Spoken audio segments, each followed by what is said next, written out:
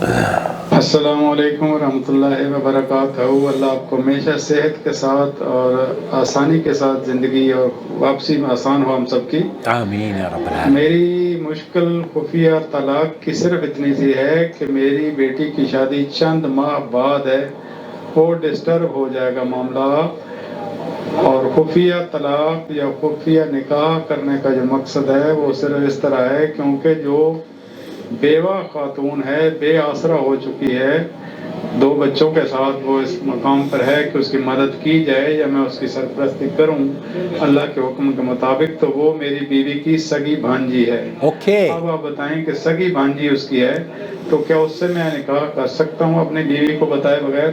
نحمدہ ونصلی علی رسولہ الکریم، اما بعد۔ آپ دیکھ رہے ہیں نور ٹی وی جدہ اور میں ہوں آپ کا دوست، آپ کا ہوسٹ محمد عاقل۔ بھائی نے مختلف آڈیوز مجھے بھیجی اور واضح طور پر یہ صرف یہ کہنا چاہ رہے تھے کہ میں چھپ کر اپنی بیوی سے شادی کرنا چاہتا ہوں، نکاح مسیار کرنا چاہتا ہوں۔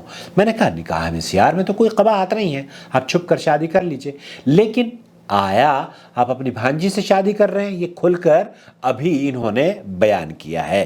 سب سے پہلے میں آپ کو لے کر چلتا ہوں صحیح حسن درجے کی ایک حدیث ہے، ترمذی نے اسے حدیث نمبر 1045 پر اور ابو داؤد نے 1768 پر نقل کیا ہے۔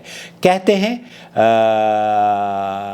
محدث لاہور نے اس تبصرے کو اور فتاوی ثنائیہ نے اصل میں نقل کیا ہے۔ الحمدللہ والصلاۃ والسلام علی رسول اللہ، اما بعد۔ بیوی کی بہن کی بیٹی یعنی سالی کی بیٹی آپ کی بیٹی کی بھانجی لگتی ہے، آپ کی بیوی کی بھانجی لگتی ہے۔ تو جو بیوی کی بھانجی ہے، اور بھانجی اور خالہ کو اکٹھا نکاح میں رکھنے سے اللہ کے رسول صلی اللہ علیہ وسلم نے منع فرمایا ہے۔ سیدنا ابو ہریرہ رضی اللہ تعالیٰ عنہ فرماتے ہیں کہ رسول اکرم صلی اللہ علیہ وسلم نے اس بات سے منع فرمایا ہے کہ کوئی مرد کسی عورت سے شادی کرے اور اس کی پھوپھی پہلے ہی اس کی بیوی ہو، یا پھر بیوی کی موجودگی میں اس کی پھوپھی سے شادی کرے، یا پھر عورت کی خالہ کے ہوتے ہوئے بھانجی سے نکاح کرے، یا پھر بھانجی کی موجودگی میں خالہ سے نکاح کرے، اور نہ تو چھوٹی سے بڑی کے ہوتے ہوئے اور نہ ہی بڑی سے چھوٹی کے ہوتے ہوئے نکاح کیا جائے گا۔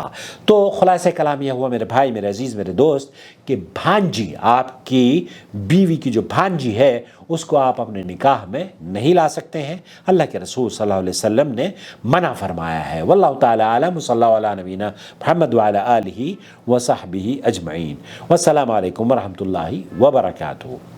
وما أرسلنا من قبلك إلا رجالا نوحي إليهم فاسألوا أهل الذكر إن كنتم لا تعلمون بالبينات والزبر وأنزلنا إليك الذكر لتبين للناس ما نزل إليهم ولعلهم يتفكرون أفأمن الذين مكروا السيئات أن يخسف الله بهم الأرض أو يأتيهم العذاب من حيث لا يشعرون